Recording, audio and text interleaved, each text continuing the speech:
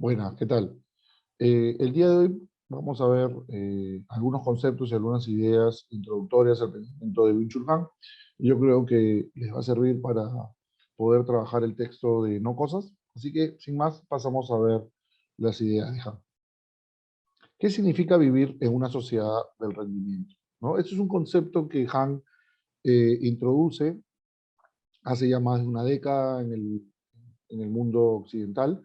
Él tiene una formación académica bastante interesante.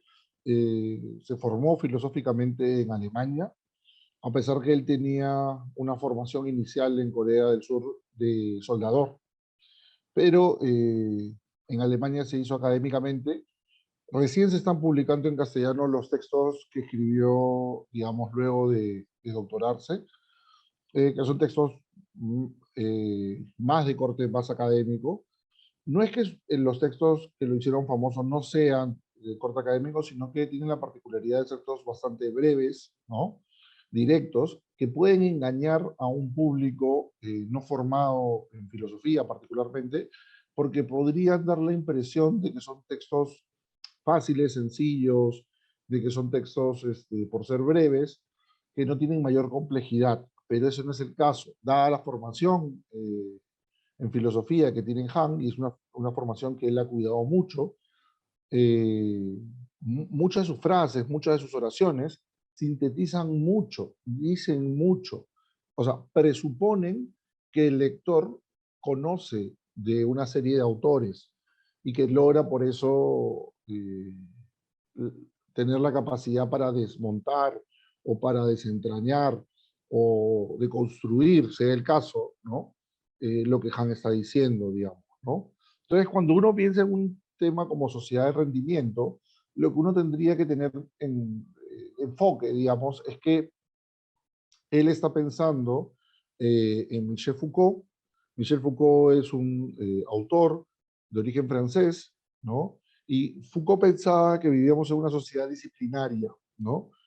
¿Por qué una sociedad disciplinaria? Porque Foucault creía que luego de la Revolución Francesa, el modelo de producción había afectado también el modelo de producción social. O sea, esto es cómo la gente se integraba a la sociedad, cómo las personas constituían su subjetividad desde la fábrica, ¿no? Desde la constitución de espacios policíacos, desde un espacio como la cárcel, ¿no?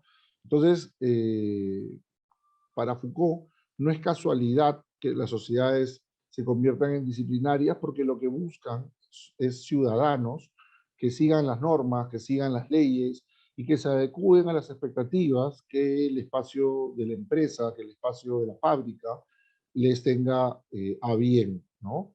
De modo tal que las personas sientan que su vida está realizada o concretada precisamente en relación a las posibilidades que la empresa le pueda dar, digamos, ¿no? Entonces, siempre es el miedo a ser encerrado, siempre es el miedo a ser castigado, siempre es el miedo a eh, ser limitado en relación a lo legal, digamos, ¿no? A la aprehensión del cuerpo. Entonces, esto hace que los individuos no puedan pensar espacios de aparición o espacios de libertad o espacios de organización más elaborados y más complejos que no sea básicamente la subsistencia o el desarrollo individual, particular, personal, digamos, ¿no? Entonces, cuando Han está pensando en el término sociedad de rendimiento, lo está aparejando, lo está vinculando con esta sociedad disciplinaria, ¿no? Que él cree que ya no es necesario una sociedad disciplinaria, ya no es necesario el miedo al castigo, ya no es el miedo a la cárcel, sino que más bien el individuo ha incorporado una serie de mandatos, una serie de discursos, ¿no?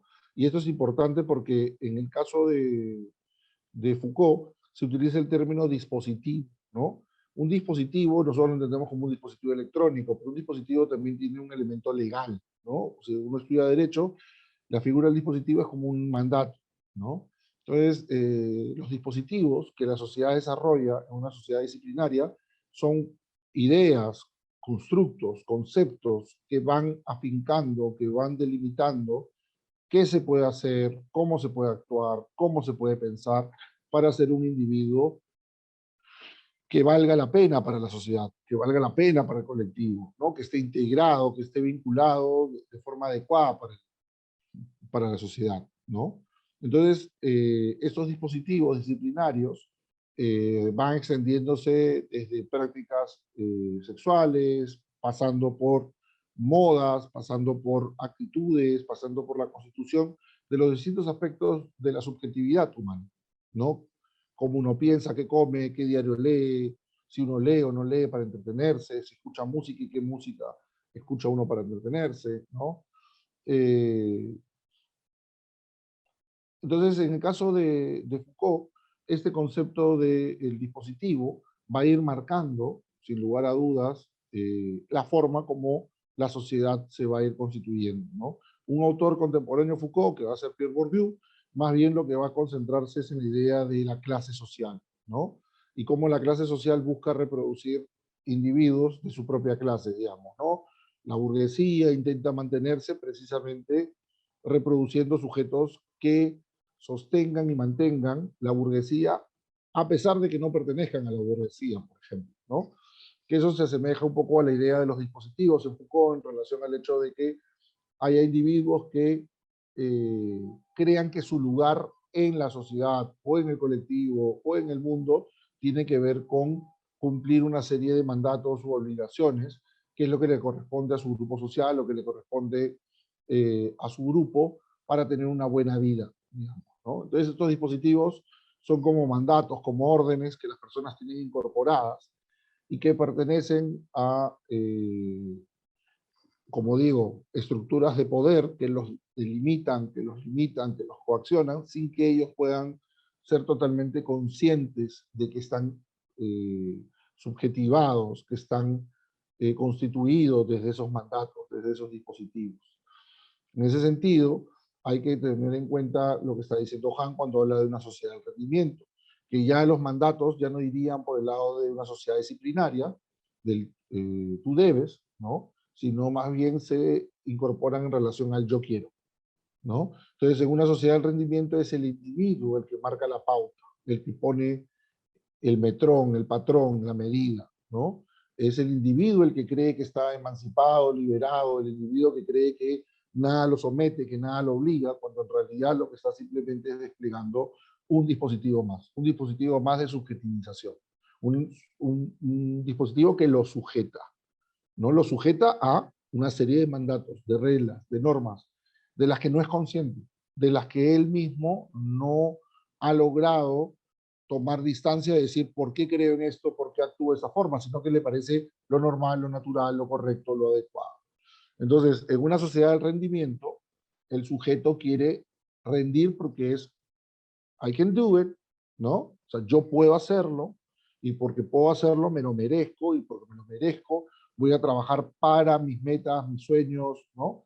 Entonces, en una sociedad en la que, siguiendo o retomando la idea de Bourdieu, el gusto está vinculado a la clase, la gente va a asumir de que a mí lo que me corresponde es tal tipo de carro, tal tipo de vivienda, tal tipo de ropa, tal tipo de música. Entonces, la gente se incorpora al mundo asumiendo que tiene ya un lugar, y que ese es el lugar que le corresponde y que ese es el lugar, además de donde que le da plenitud, que le da eh, una forma de constitución de su subjetividad de forma plena, ¿no? Eh, ya hemos mencionado en clase el tema de la reificación, ¿no? Lo hemos mencionado en relación a Edith Young y mencionamos cómo este concepto es un concepto de raigambre hegeliana y de Marx, ¿no? Que tiene que ver con la cosificación del sujeto, ¿no? Entonces, si pensamos que una sociedad disciplinaria también es una forma de cosificación del sujeto, porque no le impide, porque le impide al sujeto poder hacerse la pregunta, ¿cuál es mi propósito en el mundo? ¿Para qué existo? ¿Por qué existo? Porque ya el sujeto está totalmente embebido en los dispositivos que le corresponden, lo que pensaría Han es que esta reificación continúa, y continúa porque el sujeto está anclado, ¿no? Está ya amarrado, ¿no? O sea, como esta ancla que te hunde, ¿no? Está anclado en la idea de que la constitución de su libertad, de su emancipación, de su ser auténtico, es el rendimiento, es rendir, ¿no? Y que la proyección de qué es lo que uno hace con su propia vida es poder poner ese rendimiento al máximo, al tope, ¿no? Y eso es lo que precisamente piensa Han, que es una huella indeleble, ¿no?, de los dispositivos de poder en el mundo contemporáneo. O sea, no hay espacio para pensar, para reflexionar de manera crítica, para cuestionar, oye, pero ¿y por qué es A, B, C, D? No, quiero rendir, quiero hacer, quiero obtener, quiero conseguir, quiero comprar, quiero aglutinar, almacenar, ¿no? Entonces, colecciono cosas, ¿no? Y eso me muestra mi saber y mi conocimiento y mi capital social, como pensaría, por ejemplo, Bourdieu, ¿no? El capital social se va constituyendo en relación a el prestigio que una persona obtiene porque es poseedor de una serie de objetos o de bienes que muestran, ¿no? Por ejemplo, ser un coleccionista de jazz, ¿no? De long play de jazz. Pues uno diría, ¿ves? Un conocedor, sabe lo que está comprando, ¿no? O alguien que colecciona estampillas, o alguien que colecciona monedas antiguas, y etcétera, etcétera, digamos, ¿no? Formas de supuestamente mostrar tu subjetividad, tu particularidad, tu diferencia, ¿no? Colecciono cómics. Entonces, ahí uno diría, ya ven, está mostrando su individualidad. Bourdieu lo que diría es, no, lo que la persona está mostrando es que el dispositivo, o sea, funciona muy bien los mandatos sociales de su clase, ¿no? O sea, el sujeto ha logrado identificarse de tal manera que está a disposición de lo que la clase le marca, ¿no? En el caso de Han creería precisamente que en la sociedad actual, el discurso del emprendedor se ha convertido en un discurso que esconde detrás de sí estos dispositivos que funcionan de una manera en que uno no se cuestiona, uno no los critica, uno sencillamente los hace carne, los hace mundo, los convierte en las cosas que consumimos, las prácticas sociales que nos integran, que nos moldean y nos forman, ¿no?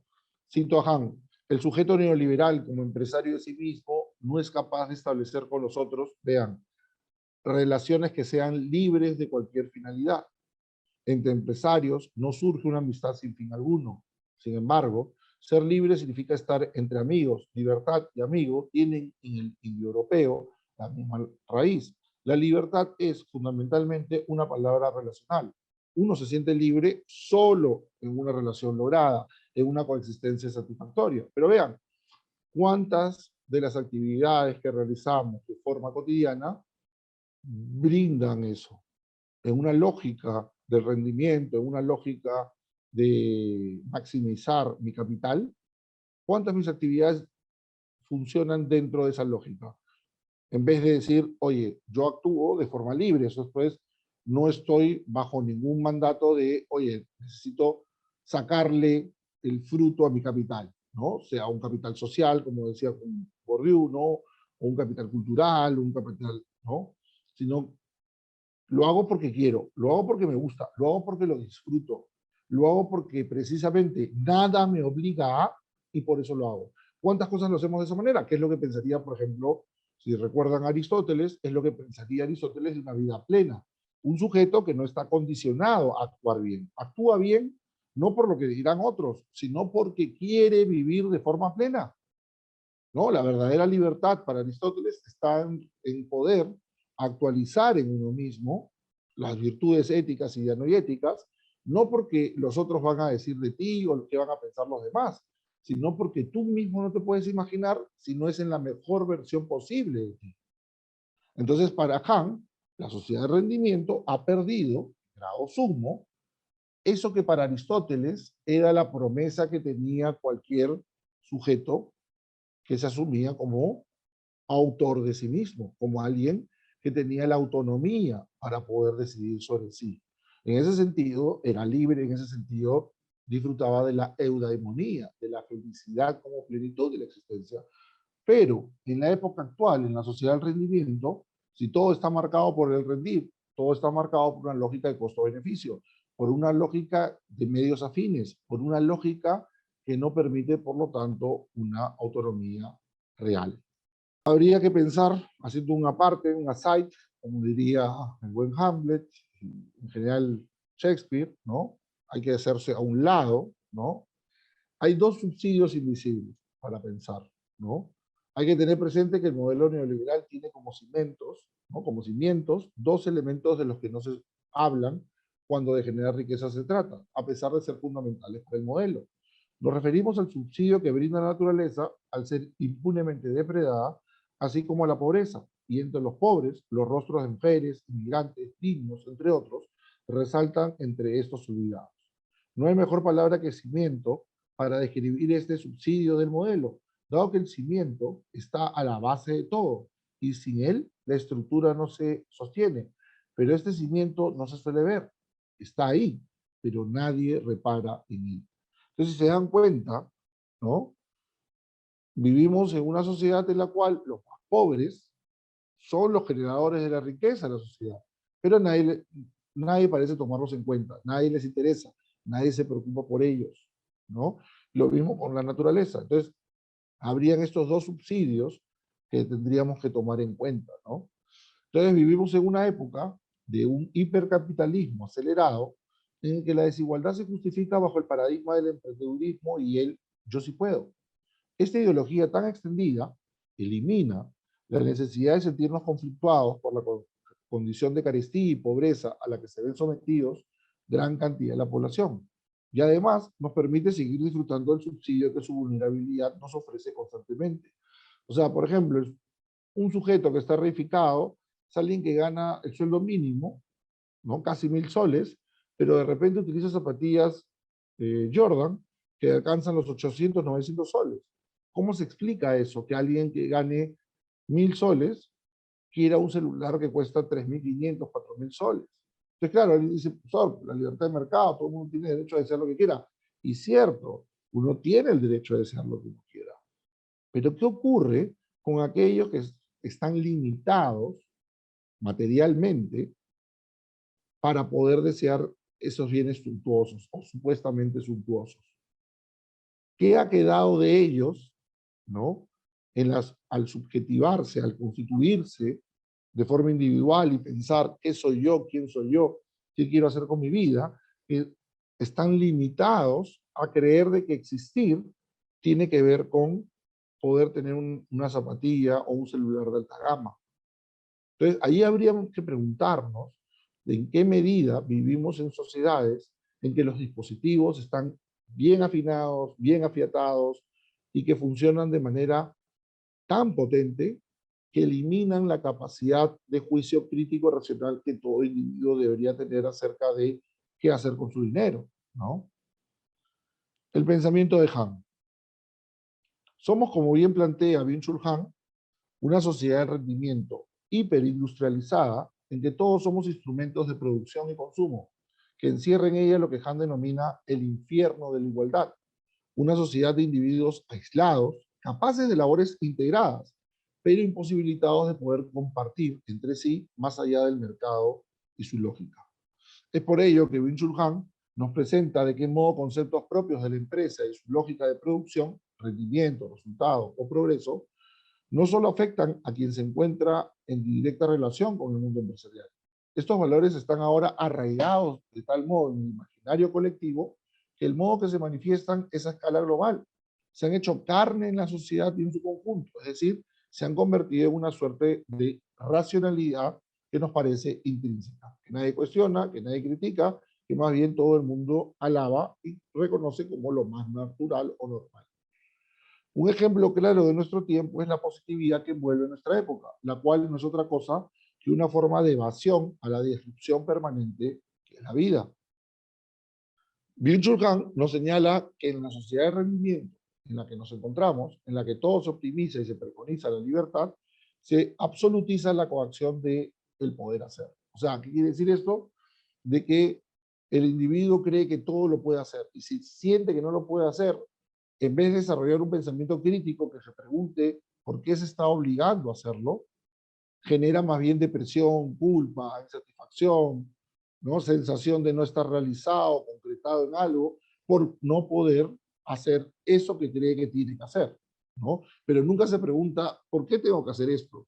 Y más bien se va a endeudar, ¿no? O va a hacer todo lo posible para poder hacer lo que se supone que tiene que hacer, ¿no? En una sociedad de rendimiento.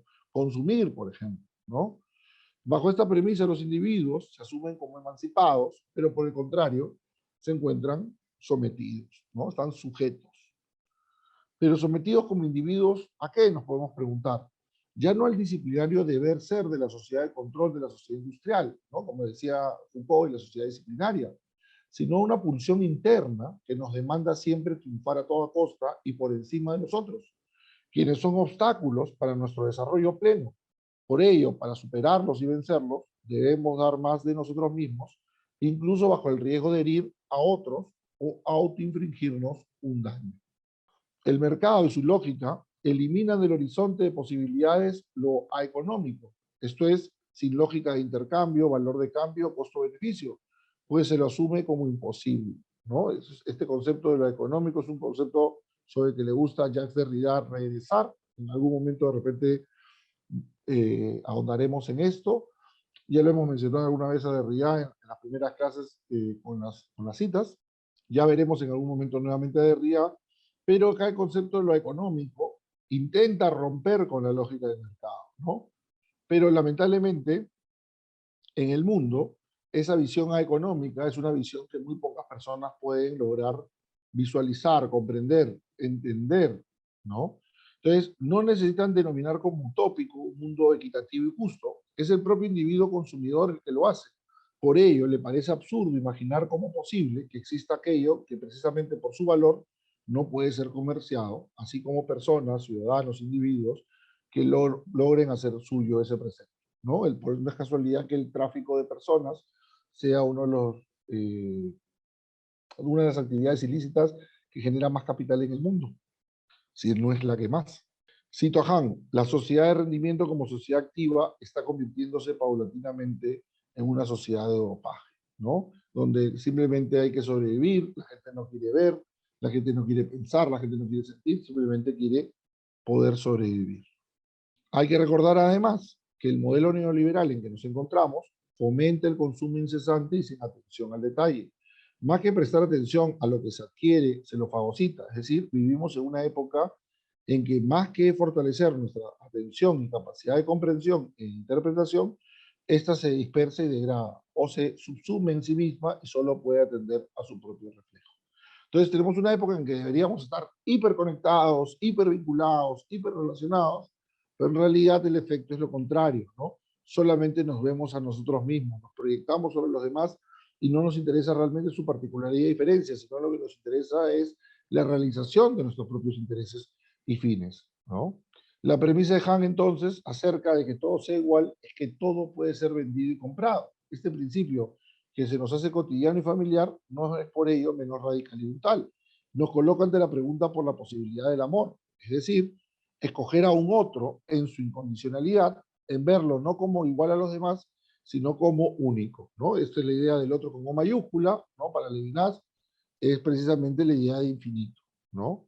Pues quien puede asumir la incondicionalidad que el amor demanda y exige, puede plantear de cara a un modelo que ahoga cualquier sentido que intente superarlo. Como nos resalta Han, escoger a un otro en su incondicionalidad es verlo no como igual a los demás, sino como único, como diferente.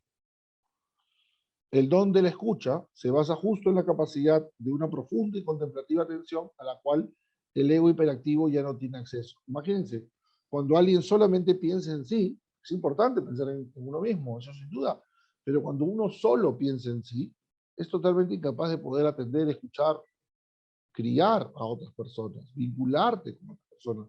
Y eso es lo más importante del humano, ¿no? El vínculo, la relación. Pero cada vez perdemos esa posibilidad de conexión, ¿no? Entonces, en una sociedad de rendimiento, y con esto vamos cerrando esta primera presentación, es una sociedad que está marcada por la alienación del sujeto. Porque el sujeto no se siente alienado. El sujeto siente que al consumir, que al comprar, que al acceder a créditos, bienes suntuosos, está viviendo de forma plena. Cuando en realidad podríamos pensar en qué medida es un ego que está marcado por necesidades impuestas desde el exterior y no tiene la capacidad de realmente saber qué hacer con su vida, ¿no? Entonces, vivimos en una época donde la gente no quiere escuchar, no quiere atender, no quiere concentrarse, su atención está sumamente reducida y no le tiene menor interés a poder comprender las particularidades y diferencias que marcan el horizonte sentido de la existencia, ¿no? Los seres humanos somos distintos en distintas cosas, culturales, religiosas, ¿no? Pero cada vez se hace más difícil una convivencia en la que esa diferencia pueda no ser un disparador, ¿no?, de violencia, sino que se convierte en la posibilidad del encuentro de las personas que sienten y piensan de forma diferente, ¿no? Entonces, nada, el don de la escucha se basa justo en la capacidad de una profunda y contemplativa atención a la cual el ego hiperactivo ya no tiene acceso, ¿no? O sea, cada vez más la gente piensa tanto en sí que es incapaz de poder actuar pensando en otros o pensar más allá de lo inmediato, de lo necesario, ¿no? Y abrirse hacia lo contingente, no hacia el caos, pero sí a la posibilidad de pensar desde otro lugar, ¿no? Entonces creo que eso es importante en Han, ¿no? No verse subsumido por una lógica que elimina en grado sumo la humanidad que tenemos en nosotros, ¿no? Por esa humanidad que elige, que piensa, que duda, esa humanidad que cuestiona, que se pregunta constantemente cuál es el sentido de mi existencia, para qué vivo, por qué vivo. Eso sería todo por el momento. Igual en clase vamos a continuar viendo Han y complementando las ideas, pero creo que esa es una primera aproximación clara, directa, interesante del pensamiento de Byung-Chul Han.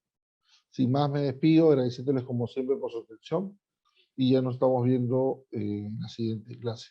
Hasta luego, gracias.